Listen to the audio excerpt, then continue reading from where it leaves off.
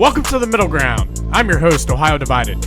Here we dive into all things sports. Ohio State, Michigan, the Bengals, the Browns, the Reds, college football, the NFL, college hoops, Major League Baseball. And hey, we might even dip into a little NBA when things get spicy. If it's happening in the sports world, we're talking about it right here on the Middle Ground. Before we get rolling, make sure you please like, subscribe, follow, retweet, do all the things that help this show grow. We appreciate each and every one of you. Now, let's get to the show.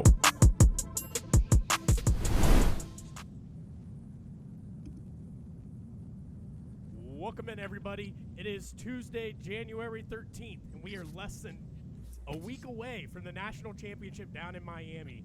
For the first time ever, we have two guests coming on the Middle Ground today to talk just about the national championship game coming up.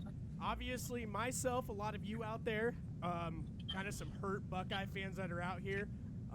Both of these guys were the two that kind of ended our season.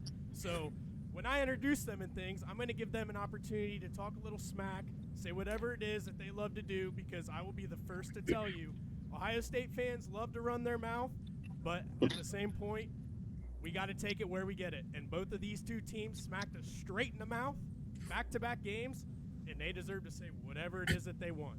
So introducing first, we got Buff T-Cal, the Indiana mindset. Welcome, T-Cal. Appreciate you having me on. And the flip side of this, kind of an internet sensation over the course of the past week, hanging out with a lot of the Barstool guys, doing different things, going to the game with them, hanging out with Tate, hanging out with Mincy. We got our boy Danny Boy Kane on here. Thanks for on the show, guys. Thank you. Thanks for having me. Good afternoon. So, Danny, quickly for both of you, I want to start just in your guys' semifinal games. And I want to start with you, Danny, just because T-Cal wasn't really a whole lot to talk about with your semifinal game. You guys kind of went out there, put belt to ass against Oregon. Not a whole lot to be said. Danny Boy Kane, you went through a lot of ups and downs during that game. You had a moment when you were with the Barstool guys where you called your shot. And honestly, I was a little – I agreed with you at the time that Ole Miss scored. I said, ooh, Miami's been able to move the ball a little bit. Carson Beck's balling right now. There might be a little bit of time left. So walk me through not only the emotions of that game, but kind of just like your day and like spending that time with the guys at Barstool. First of all, I want to say the guys at Barstool were great. I can't complain about that. I was with Paul Bissonette. Great guy. Yeah, if you ever get a chicken Caesar kale salad from him, from a chef, he invites you in there. I had it. Amazing. You should have it. It's outstanding. But as for the game, we rode to State Farm. I have to say it's an impressive place. I knew we were going to win divided when we had the interception by Beck. That was the Beck interception. Yep. And then we stopped Ole Miss on a goal-to-goal situation right after that, and we held them to a field goal. Lost the lead, but I knew right then and there when we held Ole Miss to a field goal, we were going to win. Mm-hmm. Yeah, then we had the Tony TD, but then we give up the TD on the ensuing drive, and that's when you saw my finger wag that we weren't done yet. I knew on that final drive from Beck, and he's been here before. The experience came up big in the end. 15-play, 75-yard drive to get and then the run-in touchdown with the opening on the left side, and then the defense held on Ole Miss's final possession.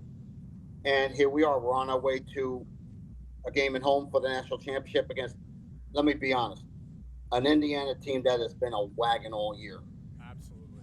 But they had 3 tough games this year. That gives me maybe some hope here. Yeah. Penn State, Iowa, and of course the Big Ten championship game against Ohio State. Yeah. I think a piece that we'll probably get into a little bit later is I think like Miami's defense has been as advertised up until this point.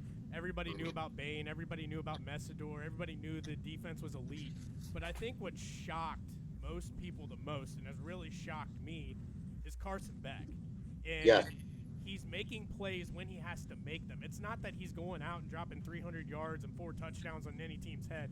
It's 3rd and 8, and he's picking up a first down. He's making a big 3rd down throw. He's staying ahead of the sticks and doing the things that just lead to them being successful. And whenever you have a great defense like Miami's, you kind of just need to stay ahead of schedule, stay ahead of the sticks, and just don't lose the game.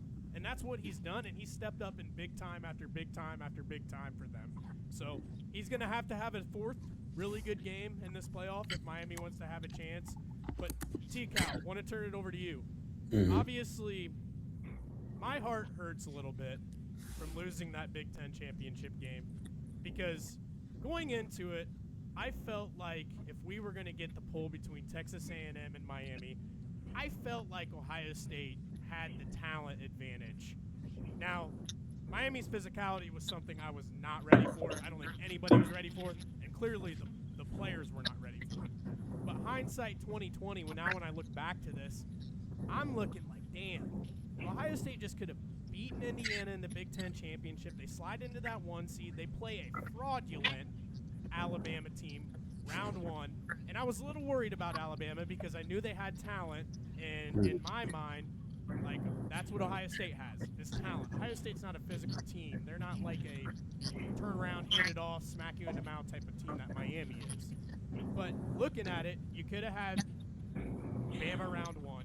You could have had Oregon round 2, and I think both of those we have seen have been a little bit fraudulent up until this point. But just talk to me about, like, your guys' path in the playoffs so far. And, I mean, you guys have been absolutely dominating everybody. Yeah, so the team that I was most concerned about was Texas Tech, and that's because of their defense and their defensive line. I watched them all year, watched all their transfer portal guys, got them ranked on my website, Bips list. So we knew where Texas Tech was going to be going into the season and saw what they did this season. Now, that score can really fool people, that Oregon-Texas Tech game, but Texas Tech defensively dominated. Their offense was rough, and they were a quarterback away from winning. But I wanted the rematch with Oregon, which people thought I was crazy for saying, but I felt like the first time they played Oregon, Indiana didn't capitalize on a lot of things that they could have. There were a lot of opportunities out there. So I got a lot of attention on Twitter when I said the day of the game that I have Indiana minus 20.5 against Oregon. People thought I was crazy, but I watch a lot of film. I'm a film junkie. Like, this is what I do as a hobby, and I watch a whole lot. So I knew what to expect going into that game.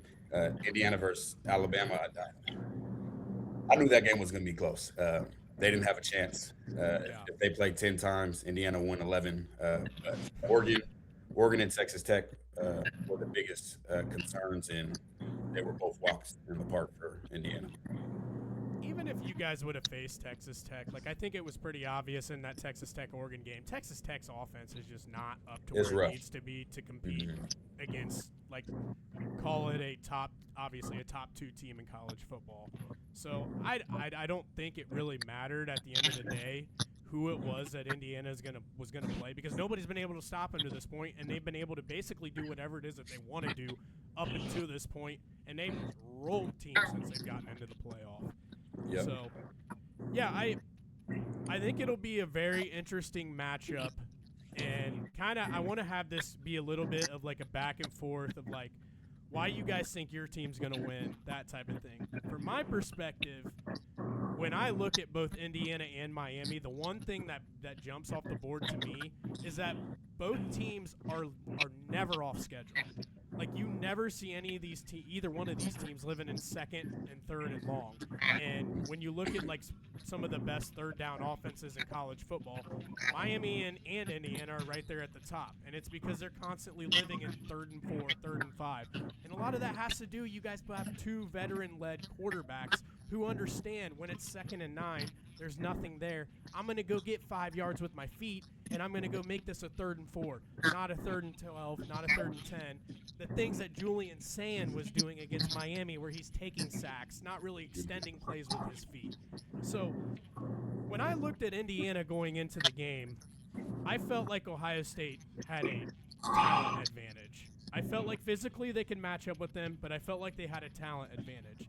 And vice versa with Miami. I felt like it was going to come down to a talent thing alone.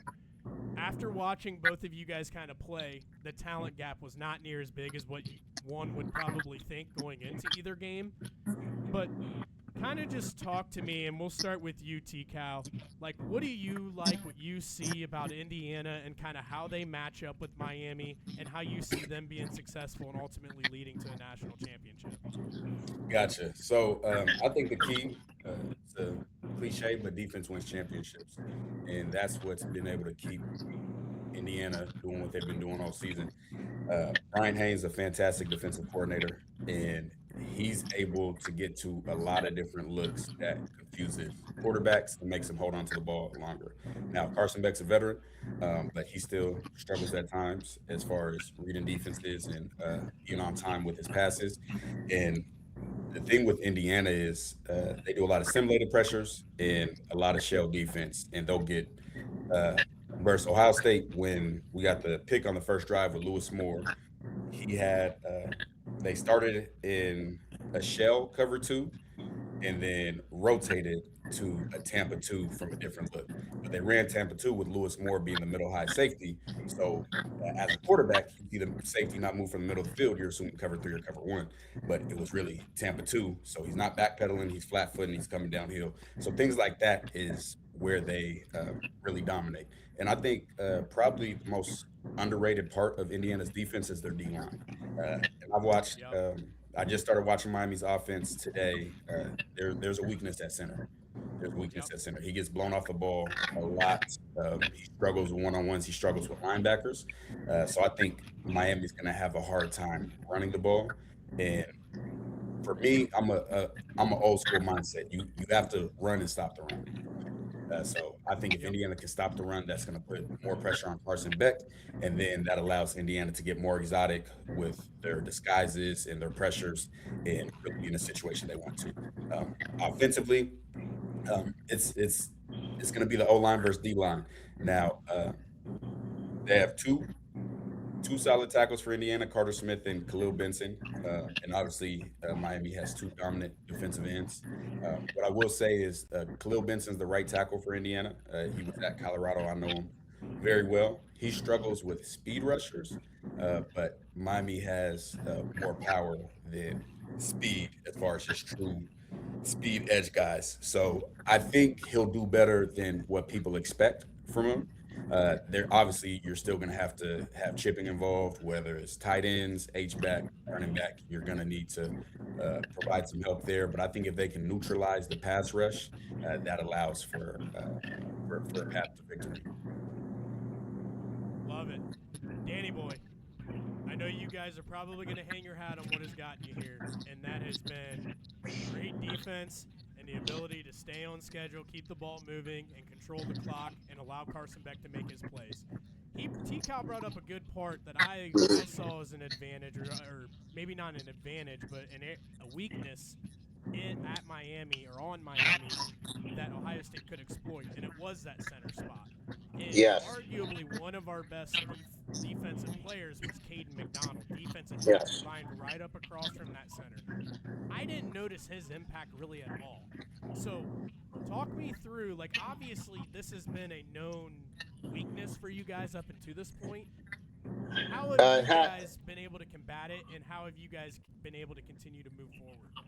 Yeah, the thing we've been able to move forward because, like T-Cal said, the running game, we have a good running game. The thing, like he brought up Brockenmeyer. Brock's been the problem this year, at center and against good tackles. That's a problem. That's going to be a matchup, T-Cal, I'm going to watch. Mm-hmm. Is your interior line against our interior guards and center. Someone to help Brock. In this case, and there's Cooper on the right and either Matt McCoy or Samson Okinola on the left side. But I think the matchup I'm going to watch is how are Indiana's ends against our top tackles, which is Markel Bell on the left side and Francis Mauigoa on the right side. The game's going to be won in the trenches, okay? But if we can get Fletcher going early, and we have two other backs we can go with, Charmar Brown, who was at North Dakota State, and freshman Gerard Pringle. But we got to make sure we find holes because Indiana's not going to give you much. We're going to have to find those running lanes, and we got to get back time to throw. We got to stay out of third and longs. That's important in this game. I mean, I think like your guys' philosophy of staying out of third and longs has kind of been the game plan up like every single game up until this point. Like you guys go back to Texas A&M, it was a really windy day, kind of crappy Yeah, weather the that wind day. was the problem there. And Wind. if you get into like second and third and long, like you're absolutely doing nothing at that point. So No, and it you're just playing into their hands. right, exactly. And exactly what they needed to do against Ohio State. How you beat Ohio State is you get into a rock fight, you go down into the trenches, and honestly, both of these squads did exactly that to Ohio State, and that's been the formula to beat Ohio State up until this very moment. And both of these teams, I think, have the ability to bring you into a physical rock fight, physical battle that they can kind of control the line of scrimmage. They can get after you on defense. They can limit explosive plays of what you're trying to do. The one thing that I look at is I think Indiana can kind of play that fast version as well. Now, Danny, Yeah. I know you guys kind of surprised me a little bit about Ole Miss. I thought Ole Miss was going to be able to come out and move the ball. They played with some pace, what I wanted Ohio State to do, but they did not do. Played fast, put up some points. But you guys have also proven you can kind of win a shootout like you did the other night. Does that give you a little bit of confidence if Indiana comes out laying 30 plus on the board like they have every single other game up until this point? I think we have the talent to do that. The one I look at is Malachi Tony, C.J. Daniels, Keelan Marion. I mean, when teams have focused on Tony, other guys have stepped up. C.J. Daniels, Keelan Marion, JoJo Trader, Joshua Moore, and of course our tight ends Lofton. We don't know if we'll have Lofton in this game, but Alex Bauman there as well. So we know we can go. We have weapons on the outside that we can hit, and the tight end. I'd like to see more of the tight end in this game because we all know how good Indiana is. Listen, we know that they're great. They're an outstanding football team. Oh, one little side note: our defensive coordinator Corey Heatherman and T. Cal, you know this. Hmm. He was the defensive coordinator at James Madison under Kurt Signetti.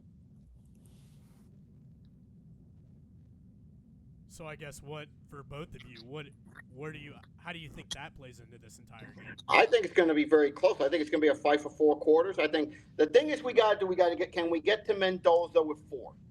If we can get to Mendoza with 4, it'll free up the back 7 to stop the run and take care of those good receivers. They have Surratt, Becker, especially Becker, who's been Mendoza's favorite target, and I believe they're tight end. I don't know if they use tight ends, but they do. But we're going to have we can if we get to Mendoza early, and Mendoza's an outstanding quarterback. He's probably going to be the number 1 pick in the draft. We got to make sure we get home to Mendoza early because if we allow him to pick us apart to get if he gets time to throw, my guy's going to pick it. He's going to pick us apart. Go ahead. Tika, I'll let you respond. Yeah. So the key I think for Miami and really for any team this season is to get a lead on Indiana. Yes. Nobody's been able to get an early lead on Indiana. Oregon came out and scored on their second drive, and that was big for them because I think it would have even been worse. You don't want to play behind against Indiana No. because they're going to run the ball, they're going to do it successfully. Mendoza's going to carve up the defense, and defensively, that's when Indiana has the most fun, and they're able to bring a bunch of things. So the key is for Miami would be starting fast. You have to start fast, and you have to put pressure on them because if you allow Indiana to play their game, it They'll will kill get you. it will get ugly. I heard you talk about getting to Mendoza with 4. Obviously, that helps any defense if you can get to him with 4. Now, I'm interested to see the receiver matchup versus the secondary. Yeah, three. You have your three corners there. Yeah, because Elijah Surratt probably at the latest may go third round. He's a back shoulder demon, extremely reliable. Always comes down with the tough catches. Not the fastest guy, but he knows how to work tempo in his routes, and he's very good at creating separation, enough separation to make those catches. Then you have Omar Cooper, a guy who can he can take the top off of defense if he needs to. He's more explosive and makes plays on hitches, slants. Anytime he gets the ball in his hands, he's a threat after the catch. And then you have the emergence of Charlie Becker, and Charlie Yes. Becker can flat out fly. Versus Oregon, the first time Indiana played, Brandon Finney ended up getting a breakup that was on an underthrown ball, which probably should have been a 50-yard touchdown because Becker ran just by him. And then Becker ended up really starting to come on the scene Penn State, and then you've been able to see him after Mm, that. He can fly like 4.3 speed, 4.3, mm.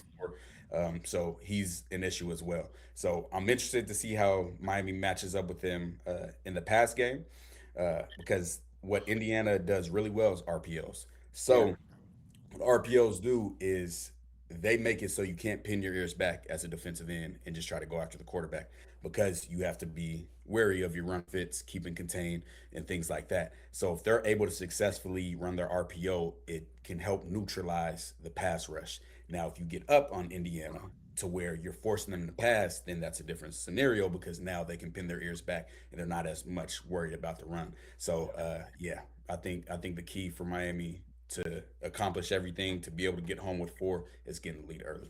Yeah. Another thing also, I noticed Becker's his favorite target. But another thing I look at is when I see Indiana, I said, whoa, this team is very good, very good. I've noticed that Becker has been T-Cal Mendoza's favorite target in the last couple of weeks. Is that Mhm. true? Yeah, he's his favorite deep threat for sure. Surratt, if it's third down or hey, I need it, that's who he's going to. But if there's any type of one-on-one coverage, he's gonna take his shots with And Charlie. we're not going to have Xavier Lucas in the first half because of the targeting penalty against Ole Miss. Damari Brown has been out for last couple weeks. Don't know if he's going to play in the title game. We're going to have OJ Federic back in this game. We're going to have Ethan O'Connor, but we have two good safeties, a couple safeties on the back end, and Zachariah Poyser and Jacoby Thomas. We also have a freshman named Bryce Fitzgerald, who by the way, who sealed the A&M game.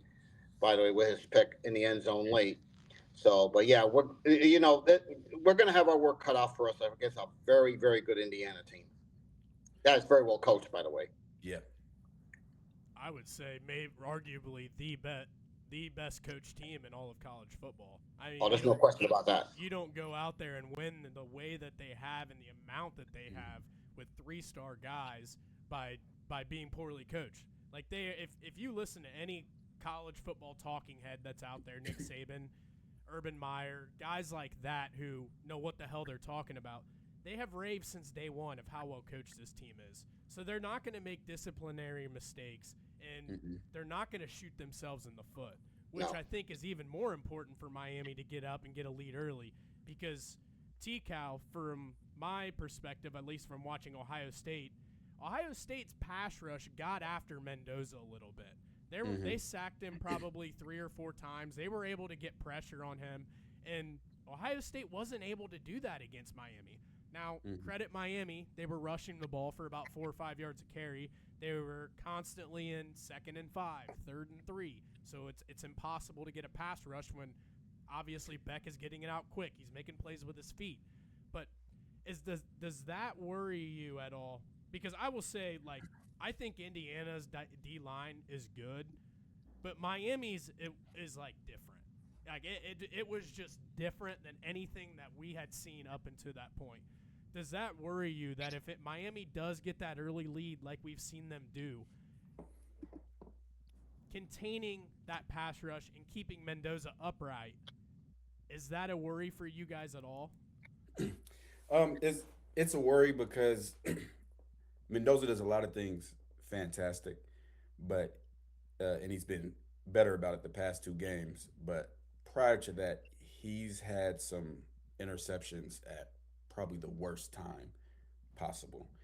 Iowa, Penn State, Oregon, and Ohio State. And because to be honest, um, Ohio State doesn't score a touchdown that game if they don't get that tipped interception on that Yeah. screen play, Yeah. which shouldn't have been thrown. So plays like that, if if Miami gets up and Mendoza's playing a little tense and they're able to get pressure on him, that's what worries me is in untimely interception, because then you have to play from behind, and we haven't seen them play behind. And when I say play behind, I mean two possession Yeah. game. One possession game, we've seen him do it a lot and come out clutch. And that's his other trait, is he is clutch. When Indiana needs him the most, he always shows up. But a two possession lead, I think I, that would be my biggest worry at any point in the game. and Wanted to I ask, know exactly where you're coming from when you talk about a picked off screen going the other way. And I think that once that happened, Miami did that against Ohio State. I thought it was over. Like, there's no way Mhm. Ohio State's getting back from this because a one-score game, you can stay on schedule and kind of stick to the game plan. Two scores against that pass rush, that's in a recipe for disaster. Go ahead, Danny. yeah, another thing I was going to ask. Has Indiana seen any tape, just to give you an idea, from when you talk about the quick release, neutralizing Bain and Mesidor? The one game that stuck out to me that they did that, actually, we had two losses, but the one game that stuck out to me was the Louisville game. Mhm. Louisville got it out quick. They neutralized Bain and Mesidor. Has anybody from Indiana staff seen that Louisville film? Uh, so I know a decent amount of the coaches on the staff. I mentor some of the players, D'Angelo Pons being one of them. Hmm. um, when Signetti talks about the actual psycho, he's probably watched every single Miami game this season at least four times in the past week.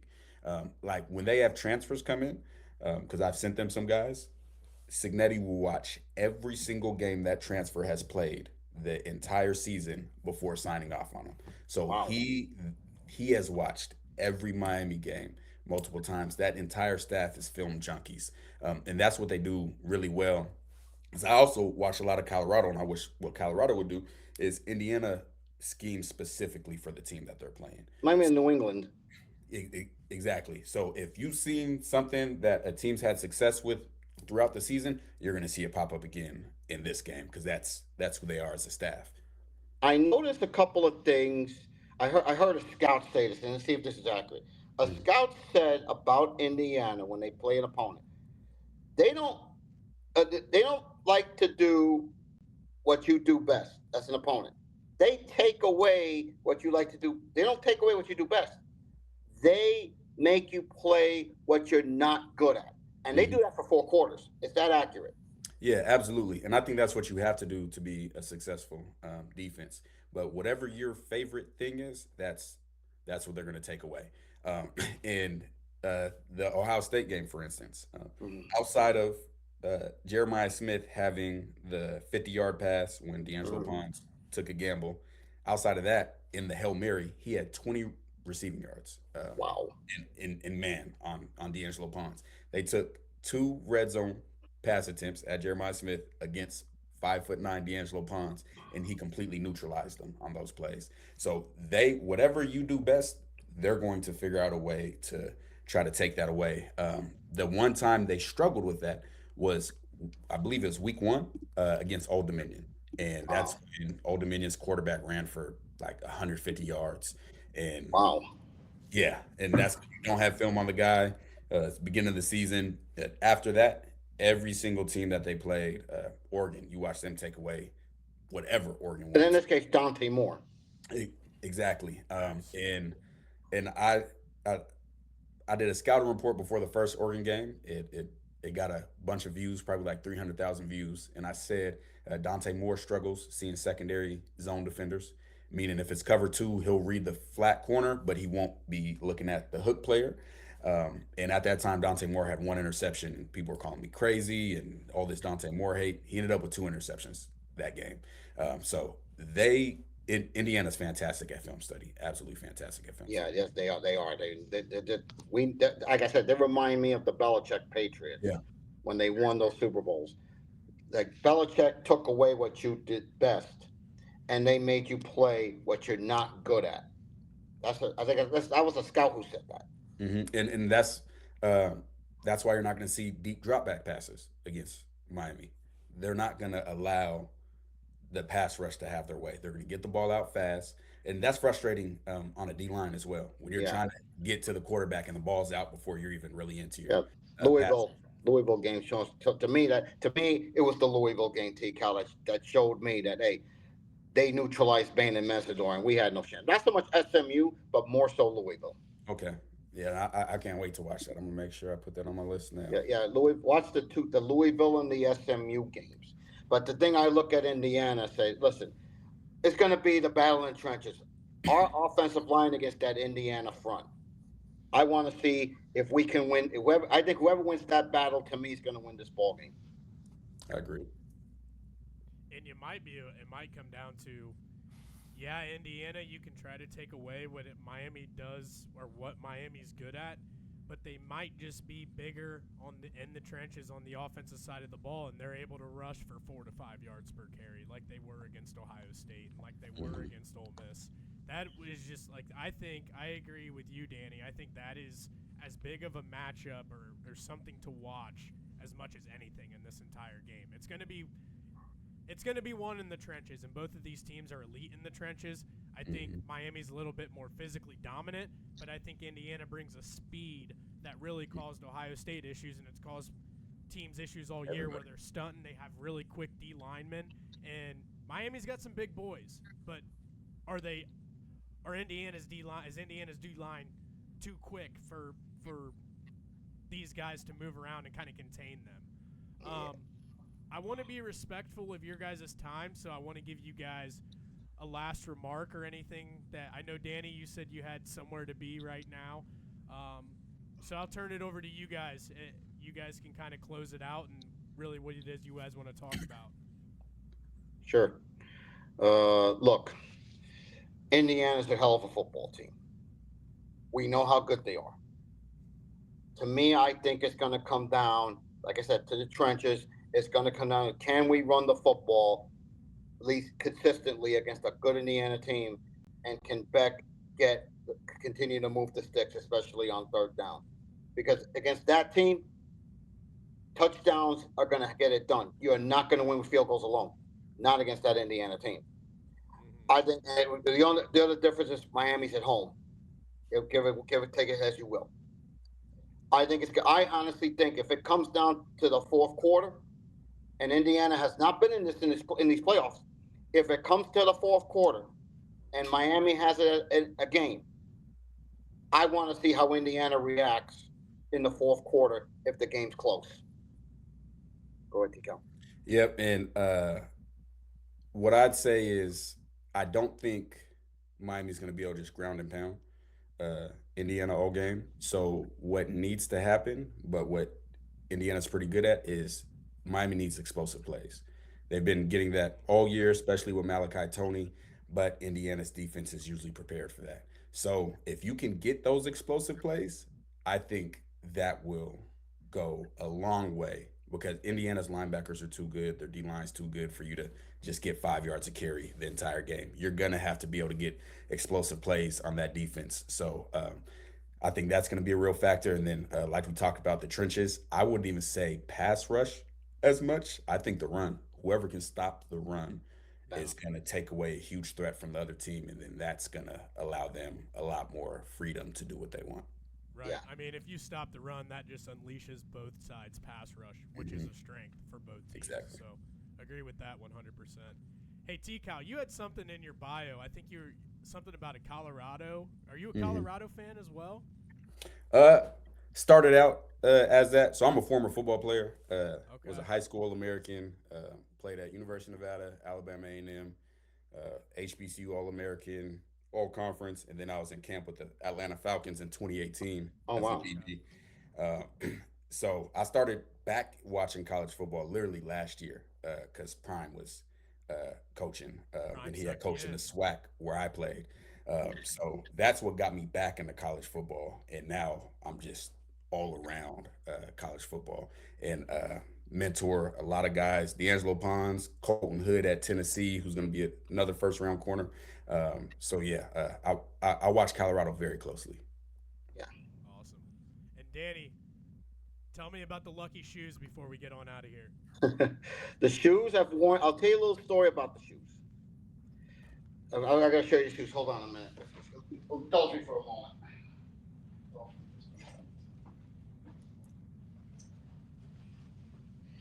These shoes I have worn to every Miami home game, Miami game, every game, home and away, since the late '90s. Wow, These are I've worn these since the late '90s. that's awesome. I can tell you, I got this as a Christmas present from my aunt, and I wear them to every Canes game to this day. I've worn them to every big game, every game, home and away. I take them with me. That's awesome. Do you know the shoes record? No, I do They're not. on a pretty good I, streak right now. let's just say it's a good run so far. That's all I'll say. Love It's a it. good run. It's a good run. No, hey guys, I appreciate both of you guys coming on. I think that this is, if I had to pick a winner, I mean, gun to my head, I'm taking Indiana, but I think it's going to be a close one. I would probably take Miami to cover the spread. I just don't think Miami is a team that's built, or it's going to get blown out like Oregon did. Mhm. But yeah, I think you have two really experienced quarterbacks, two phenomenal coaches, two phenomenal teams, and it's going to be an awesome game, especially being at the home place of Miami. So that just adds to the parity and just the storylines and everything else going into this. Once again, thank you both for hopping on. Appreciate both of your guys' times. Thank you. Good luck to both of you. Thank you. Really cool to hear your guys' stories and kind of what you guys have all done. T-Cal, didn't know all that stuff about you. Obviously, Danny Boy, we've learned a lot about you on the internet the past week and things. But T-Cal, the stuff that you're doing, it sounds really cool. Sounds like you're impacting a lot of really young lives, which is cool. Yes, So, yes. good to hear it. Thank you guys. All right. Appreciate you. Alrighty, thank you everybody for tuning in. Middle Ground out.